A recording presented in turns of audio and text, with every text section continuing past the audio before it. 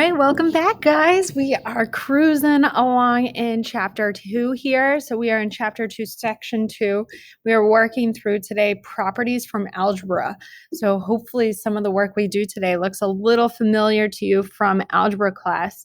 If you want to take a minute, now is a good time to set up your notes with our chapter and section title and the content of what we're doing today.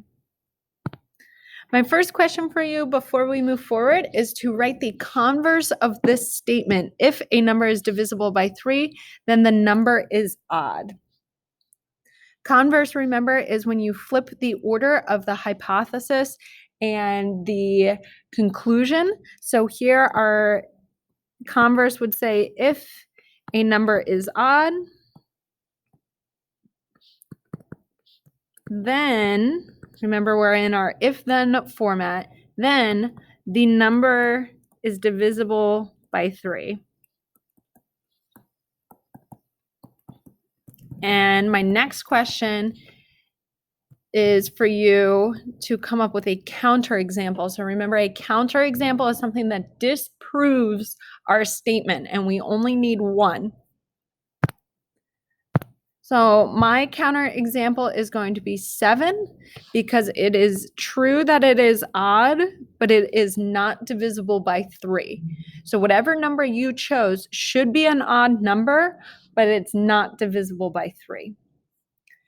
And my last question to get us started here and get us back into kind of the algebra mindset is to solve this equation, 5x minus 12 equals 13.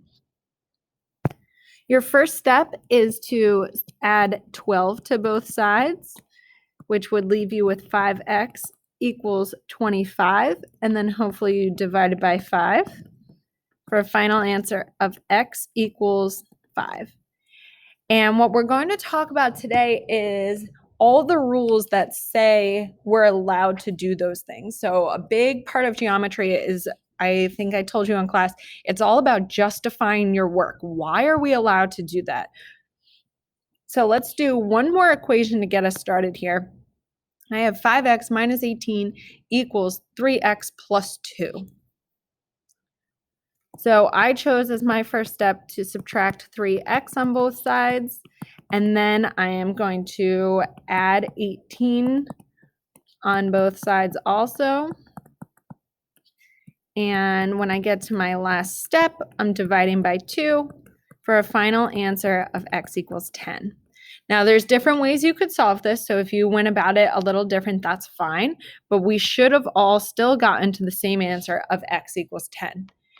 Now, that process that we just went through, where I subtracted 3x from both sides, where I added 18 to both sides, divided by 2 on both sides, I'm sure you've heard your math teachers tell you a million times before, whatever you do to one side of your equation, you must do to the other.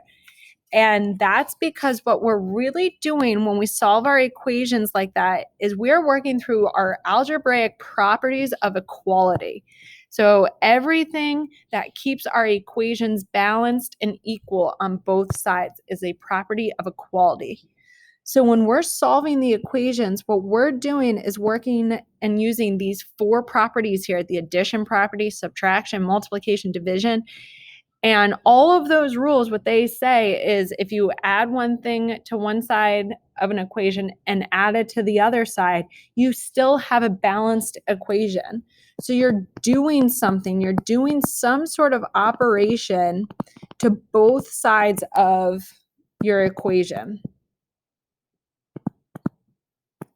And the reason we have to do it to both sides is because it has to stay balanced. It's an equation. So everything on one side has to have the same value as everything on the other side.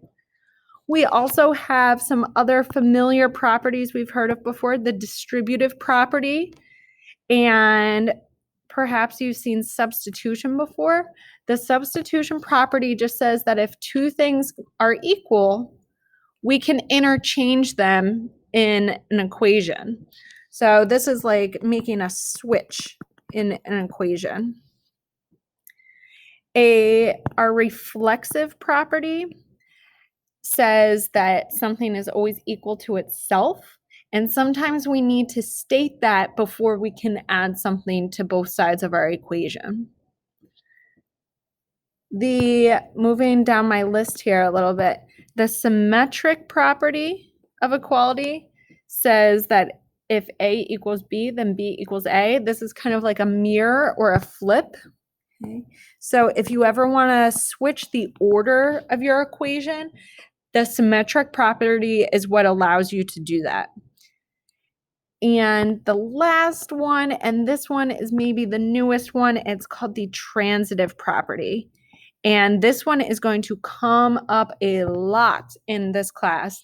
And the transitive property says that if A equals B and B equals C, then you can take out that middle term of B and bring A and C together and say A equals C.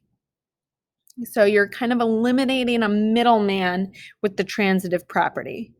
So all of these properties were attached to the assignment post for you to add to your notebook. So I would just print them out and maybe tape or glue them in your notebook so you have them.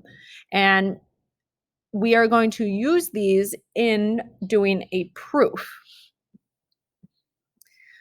So in geometry, we will focus on what's called a two-column proof. And this is what the general format of a two-column proof looks like. You have a couple pieces here. You have your given information and what we're trying to prove. And then here's your two columns. You have your statements and your reasons. So for every statement we have in a proof, we have to provide some sort of justification for why we're allowed to do that. So here I have already all my steps in solving the equation. And my first reason is almost always that it was given to me. So I was given this equation. That's what I'm starting with. And my task is to prove or somehow get to the statement that x equals 10. So my entire proof has to include all the steps that get me there. And this was the equation we already solved at the beginning of our notes. And what you're looking for when you're writing your reasons is kind of like, how did I get from step 1 to step 2? How did I get to here? And from step 1 to step 2 here, I subtracted 3x from both sides. So my reason is the subtraction property of equality. And I'm going to abbreviate here, subtraction prop of, and I'm going to use my equal sign. That's what lets me get from step 1 to step 2 is subtracting the 3x from both sides. Then I'm asking, okay, great. How did I get from step 2 to step 3? I added 18 on both sides. So this is the addition property of equality.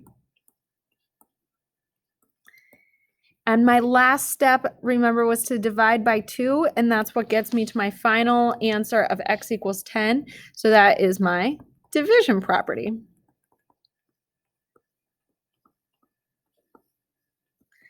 So when you're working through the statements or the steps in solving something, you're asking yourself, why am I allowed to do that, or how did I do that?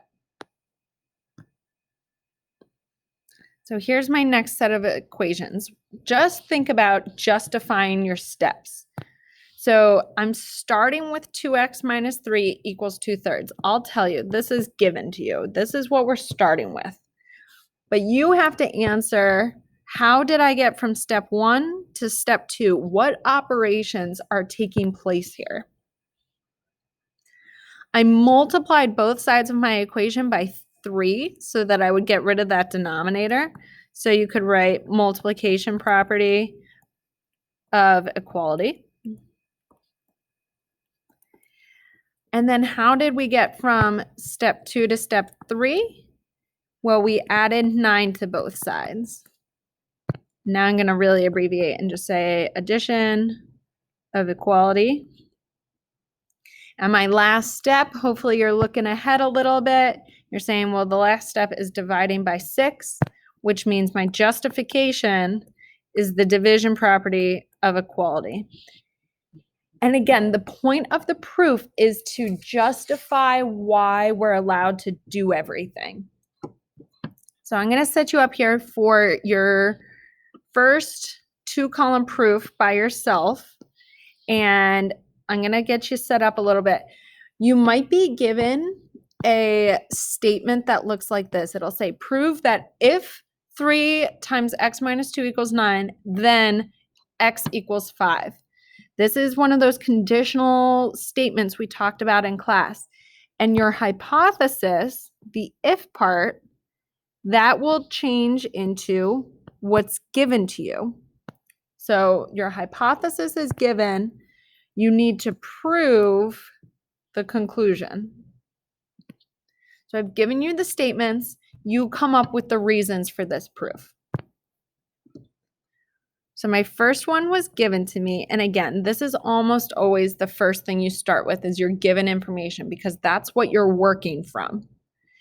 My next step was using the distributive property. Okay. From there, I added on both sides. So addition property of equality. And my last step was division. Okay. So check your proof, see how you did. Did you come up with a justification for everything? My next proof, I'm switching gears a little bit and actually applying this with our segments that we've been working with and using some of our vocab.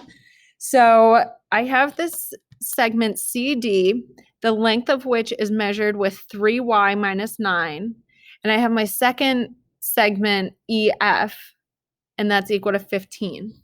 And here's my conditional statement. If CD is congruent to EF, so this will be given, then y equals 8. And that's what we're trying to prove. Here's my 2-column proof. And you can label it as statements and reasons if you want. Usually we can tell what's going on, reasons or justifications, whatever you want to call it.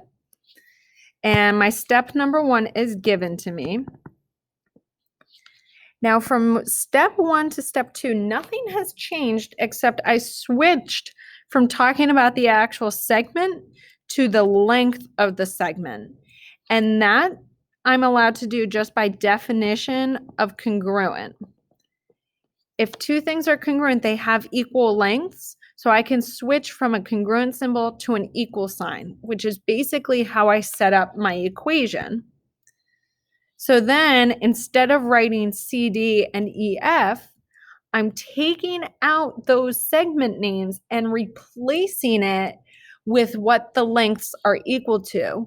And that step of replacing something in an equation is our substitution property.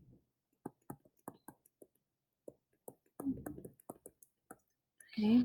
And once we sub out, now we're solving our algebraic equation. So I added 9 on both sides, and then I divided. So here we added a few extra steps that we hadn't used before, like substitution, that's on the property list. And we also used a definition, which is another thing that you're allowed to use in a proof. And I'll talk about in our next set of notes all the things you're allowed to use in a proof. So I'm going to give you one more for you to try on your own. And here it is. You're given that negative 6a minus 5 equals negative 95. I want you to prove that a equals 15, and you have to come up with these statements and the reasons for the whole thing. So hopefully you started with your given information. So you can almost always get at least one step out of it, which is a great start. Proofs are very different than what we're used to. So if you're having a hard time right now, don't be frustrated or discouraged. It comes with practice, okay? So stick with it. My next step, I would add 5 to both sides, which would leave me with negative 6 equals negative 90. and again, adding on both sides, so the addition property of equality. And one last step of dividing by -6 would get me a equals 15. My justification, of course, the division property of equality. So we are going to continue practicing with this, and I will see you back in our next video.